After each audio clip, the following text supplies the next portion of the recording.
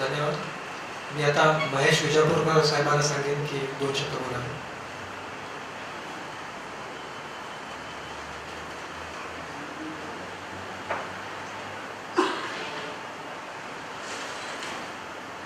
The Gothoskar family and all who have come here are respect for Mr. Gothoskar. I must confess that my relationship with Mr. Gothoskar was not very long. I knew him only from 1987. When I was posted here after several positions in several states and cities across the country for the Hindu. And he happened to see a dispatch in the Hindu on the front page about Rajiv Gandhi having forgotten to sing the national anthem after his presence at the August Kranti Maidan. And I happened to have noticed it. And the second evening he was in my office introducing himself. Saying he said that he noticed a distinct difference in the coverage in the Hindu was at the start of the transition of the coverage arrangement. He was that precise. He followed every newspaper. He followed, and without a name on the dispatch, he knew who would have written and also who would have given the information to the journalist. That's the kind of range of attention he had when he read newspapers and kept himself abreast with the current affairs.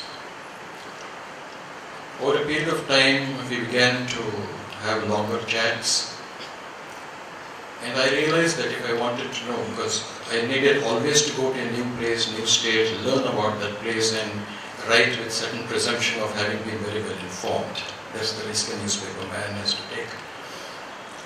Sugar, cooperative sugar especially, and Maharashtra-Karnataka border issue. He would discuss at length with me mainly for one simple reason. I realized, not so much out of affection for Mahesh, of course it grew over a period of time, because mine was a newspaper which carried dispatches from Mumbai on Karnataka affairs, which was read in Karnataka.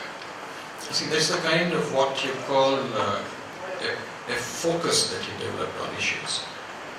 He could have talked about it to another newspaper, but the minutiae that he would come up with, details, references on any issue, I would believe that he is perhaps the only journalist who has visited the legislature library as many times as he could.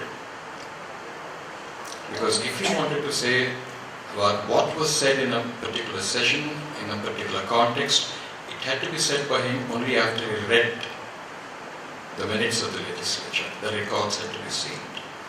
That is what made him well informed. It was not just he heard something at the press club and he narrated it with certain amount of presumption again that he was there, like they say in Delhi कि जब इंदिरा गांधी ने उसे डांटा मैं भी दिल्ली में था, but तब मैं दिल्ली के रेलवे प्लेटफॉर्म में था.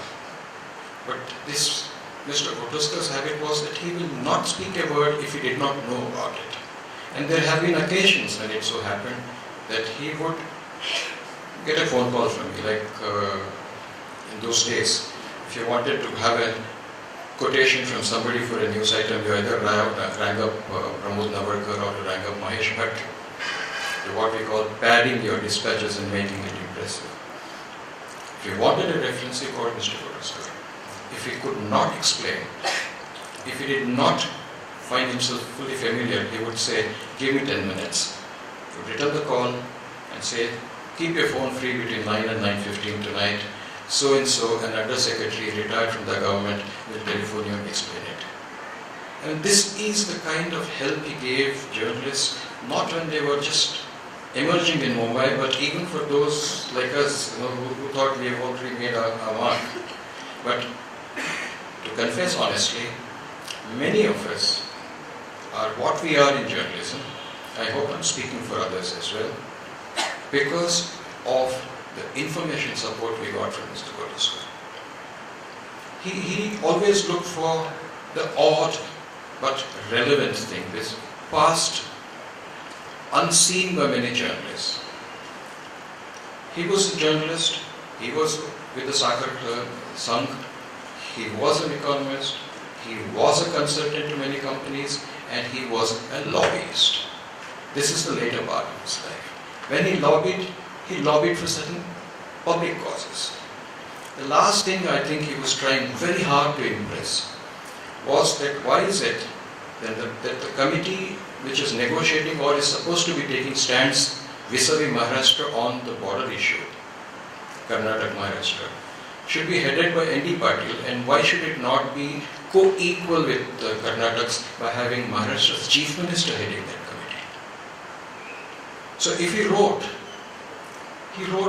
with facts which could never be doubted. You could not dispute a fact. You could not dispute a context. But the manner in which Mr. Gothoskar wrote, that is what made him popular. That is what made him one of the more sought after writers to be read, was that he had a sly undercurrent in everything that he wrote. It had a purpose. It had a point to be made. It had to tickle somebody's imagination so that some new issue emerges and that becomes a subject of discussion in public. So measured was this man that when we shifted from Mumbai to Thane, he called up and asked me whether I had decided to put up an image of Lord Ganpati in my house. I said, we would. He said, do many people keep it outside facing outwards? You put it inside facing inwards. That's how you get your protection. And he cited his wife, Mrs. Gothoskar, as the authority on this.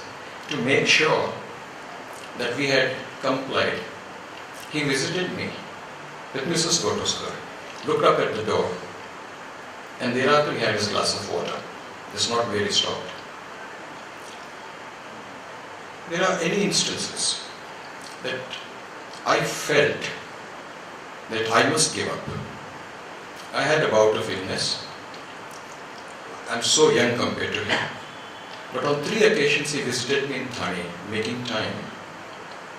That was a time when he was shuffling instead of walking. That was a time when you could sense that he was having problems in his health. So much so that in June this year, in a conversation, he said that it was taking a little longer to write than it did in the past. From August he would stop writing. But the instinct of the man as a newspaper writer, instinct of a man as a contributor of an original idea, an original interpretation, was so strong in him that when he talked to me about the Rangarajan committee report on the sugars, I said, aren't you stopping? He said, Thambo ta yet nahi ho. Thamta yet nahi hai. It is something that he has to do. It was such a habit of this man to write, seek original perspectives, distinctly different perspectives. He tried that. He succeeded.